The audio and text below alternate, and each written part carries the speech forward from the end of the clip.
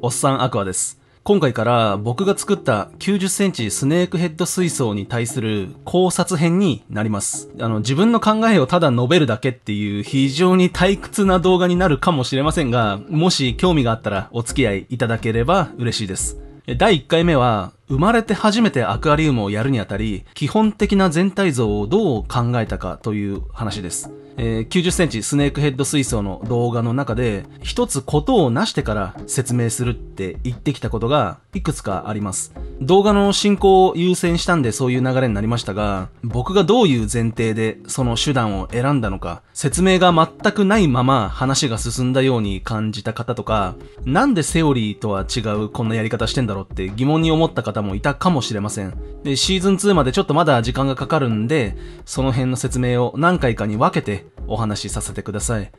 で、この考察の大前提として、やり方を教えますっていう内容は一切ありません。僕がその時どう考えたかっていう思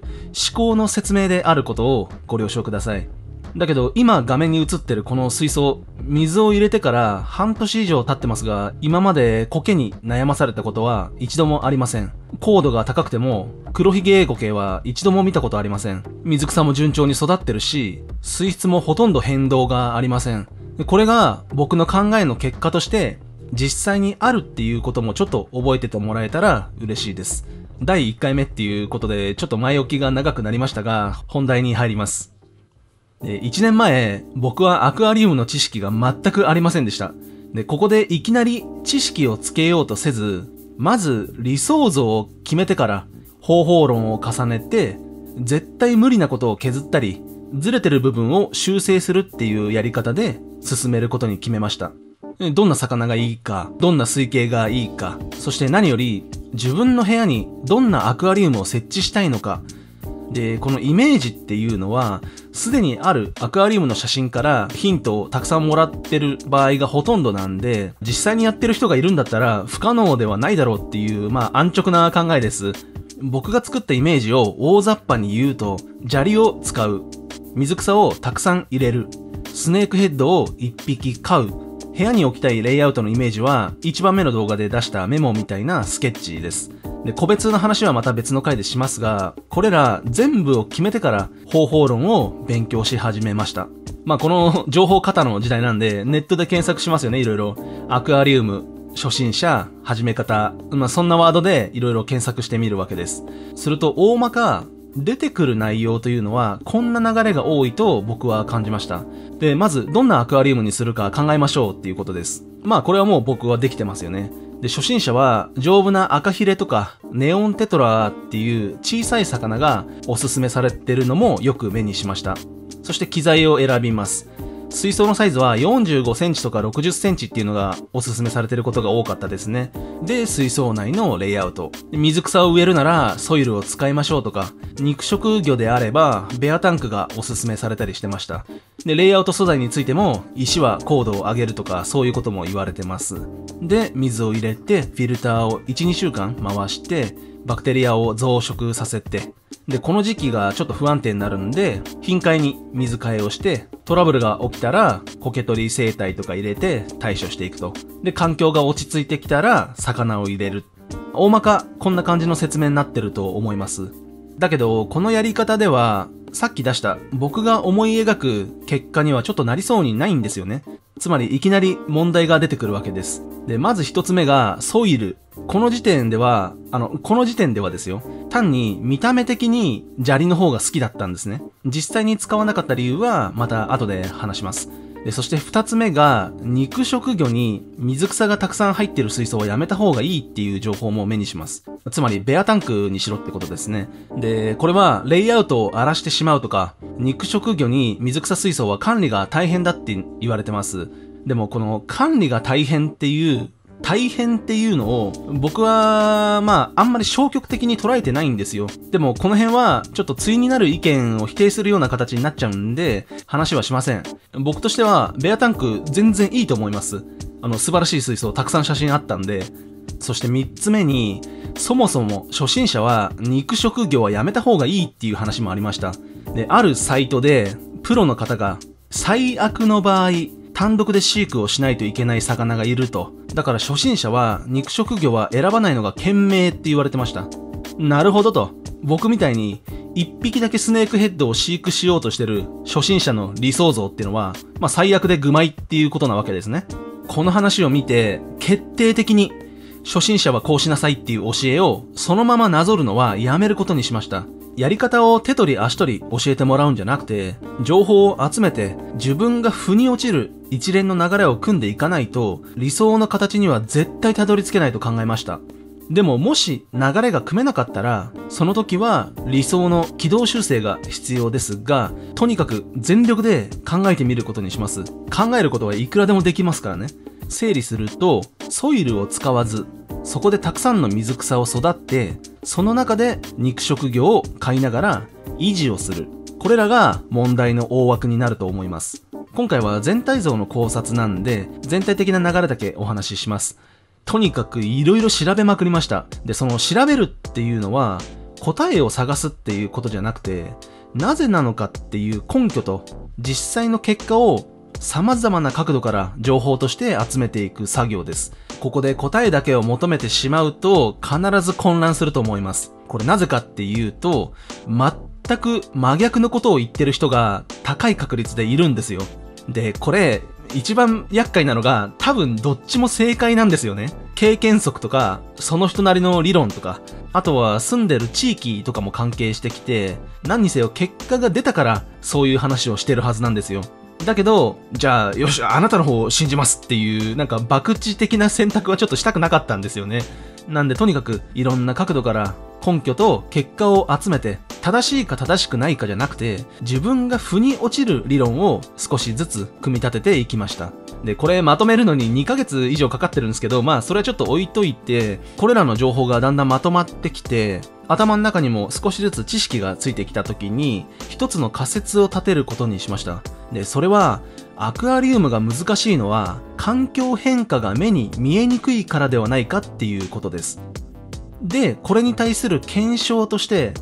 環境変化を起きにくくするために、僕の理想を変えない程度で変動要素を減らし、その中で可能なことだけをすれば問題は起きにくいんではないか。そういう風に一連の流れを考えてみました。で、これあくまでも僕の理想像に対する仮説ですからね。じゃあさっきの変動要素っていうのは何か。まずはソイルです。ソイルを使った水質の調整作用っていうのは優秀で、出てくる栄養分っていうのもすごい大事だと。そういう話ってよく耳にしますよね。で、それはすごく大事なことなんだと思います。じゃなきゃいっぱい育ててる人がそういうこと言わないと思うんで。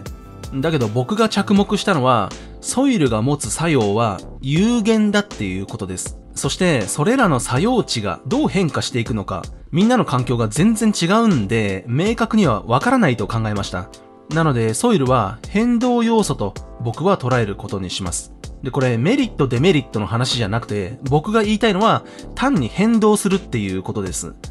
あと CO2 も添加した方がいい。これ光合成の話ですよね。確かに調べていくとその通りだと思います。で、これは僕の頭の中だけの話ですけど、陰性水草の場合でも CO2 ってあった方がいいと考えてます。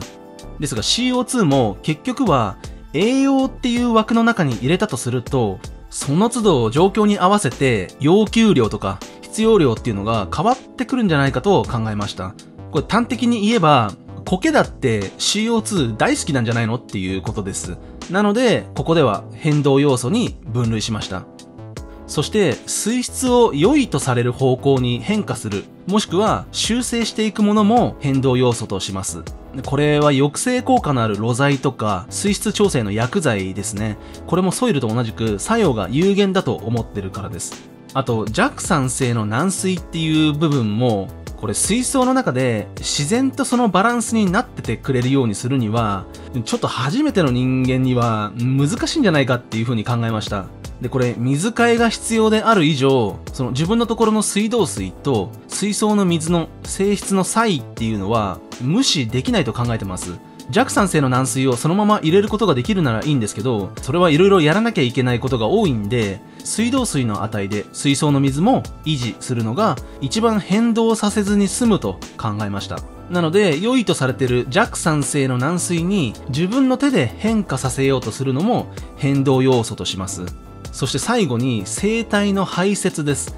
で、これ排除することできないですし、完全に操作するのも難しいと考えてます。だけど、変動幅をできるだけ小さくすることは可能だと考えました。それは魚に対する水量の比率です。この差をできるだけ大きくすれば変動幅はかなり小さくなるはずです。コップ一杯の水とバスタブ一杯の水、墨汁を一滴垂らしたらどっちが色濃くなるかの差ですね。で、これで排泄に関しては変動要素ではあるけど影響が少ないものとして分類します。で、これは水草がたくさん入った水槽で肉食魚を飼うための大事な要素とも僕は捉えてます。で、この辺もちょっと別の回にしますね。これでかなり変動要素が減ったんで、環境変化が起きにくくなったんではないかと思いました。だけど、この考え方には一つ大きな足かせがつきます。もうわかりますよね。今、あなたが、それじゃこれができねえじゃんって思ってることです。つまり、先ほどの変動要素が必要とされることを全くできなくなってしまいます。特に水草はかなり制限がかかってしまいますね。ソイルに植栽、弱酸性の軟水、CO2 添加。これらが必要な種類っていうのは全て使うことができません。魚をたくさん入れることもできないし、水量が多いっていうことは機材も大きくなりがちで安く収めることも難しくなってきちゃいますよね。で、もし思い描く水系にこれらを組み込みたいなら、この僕の考えが全く意味をなさないのはわかると思います。だけどどうですかね。僕が一番大事だと思ってるのは何にせよ維持をする必要があるっていうことです。そうなると全てを兼ね備えたアクアリウムが初めての僕には相当ハードルが高く感じました。もうあの魚も入れたい。こういう水草も全部入れたい。だからこういう風にした方がいいよっていうことを全てやりました。だけどその結果トラブルが出てきちゃってうまくいかないっていう、そんな自分の姿が目に浮かびました。これは変動するのが悪いんじゃなくて、その変動値を常に意識して対応していくのがすごく難しく思えたんです。すべての対応ができるようになるには、もう経験に基づく観察眼を養うしか方法がないようにも思えました。なんていうか、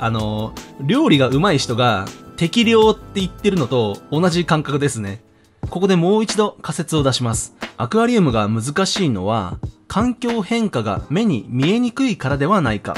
ならば、環境変化を起きにくくするために、僕の理想を変えない程度に変動要素を減らして、その中で可能な範囲のことだけをすれば問題は起きにくいんではないか。こういう基本的な考え方ですね。じゃあ、ちょっと僕の水槽を見てみてください。これ、水草の育成表を調べた上で、僕の考え方でできるんじゃないかって思われる種類の水草だけを使ってます。なので、別にこれ、陰性水槽をやろうとかっていう目的はないんですね。つまり、先ほどから言ってる通り、やれる範囲を狭くして、その中でできることだけをしてるんですね。そういう風に見ると、僕の作ったこの水槽は、一見、水草水槽で肉食魚を飼うっていう、すごい難しいことをしてるように見えるかもしれませんが、中の状況が分かりやすい水槽っていう風に僕は考えてます。もちろん大前提に僕の理想っていうものがありますよ。で、当然、育たなかった水草もありました。36番目の水草失敗集っていう動画で、僕自身が大枠を超えて対処する気がないっていう風に言ってます。それが今話してる可能な範囲のことだけをするっていう考え方と繋がってます。ちょっと話をまとめますね。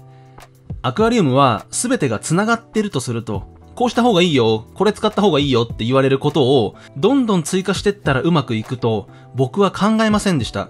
それらを増やしていけばいくほどバランスが取りにくくなって経験がない僕には状況の把握が難しくなっていくと思います。それならばできることが少なくなってしまっても変動する要素を切り離してしまってまずはその中でだけうまくいくことをやっていけばいいんじゃないかと考えました。当然水草が育たない、水が全然できてこない、そういう状況も想定してます。それに対する考え方が今まで出してきた動画の通り一つ一つ時間をかけて確かめながら、時には26番目の動画のようにトラブルを迎えに行くやり方をして実際に藻類を発生させたりしながら初めての僕でもバランスが取れるっていうか、取れそうであろうラインを見定めてきた。それが僕の基本的な考え方になります。ここまで聞いてもらった通り、汎用性もなく、自分の理想っていう局所的な視点であり、やれることよりもやれないことの方が多くなる、とてもおすすめできるような考え方ではありません。だけど、この要素を絞ってあるやり方っていうのは、すごく初心者らしいと思いませんか？そしてそれでうまくいってるならば、その環境は観察眼を養える水槽であるとも僕は考えてます。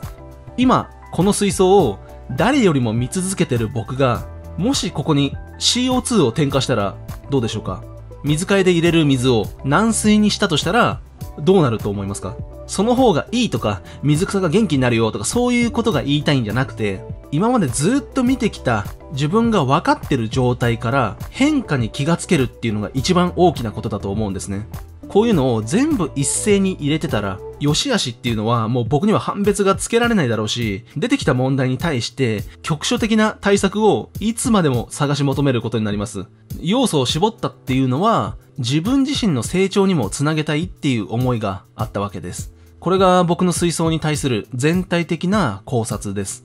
すごい肩肘張ってるように見えるかもしれませんが、僕はこういうこと考えてるのがとても楽しいんです。同じような人いると思います。で、この話はたとえ失敗したとしても動画で出すつもりでした。こう考えてこうやったらダメだったっていう、その情報もね、ネットとしてはすごい大事だと思うんですよ。ただ、もう全く別の考えの人もいると思います。ある一人の初心者がこんな切り口で向き合ってた、そういう一つの情報として捉えてもらえたらすごい嬉しく思います。おっさんになると話が長いのはちょっと許してください。ね、これ18番目の動画で、その辺は一つことをなしてから全部めんどくさいぐらい語りたいと思います。って言ったんで、このような動画作らせてもらいました。ということで、今後も引き続きいくつか考察編を出していきたいと思います。ただ、やり方教えますっていう動画にはならないし、科学的ないわゆる化学の方の話ですけど、そういう解説をする気も一切ないんで、こんなこと考えてる奴がいるのかっていう動画になるとは思いますけど、まあ暇だったら見てもらえたらとってもありがたいと思います。次回は今回でもちょっと出ましたけど、水質の考え方についてお話ししたいと思います。それでは、また。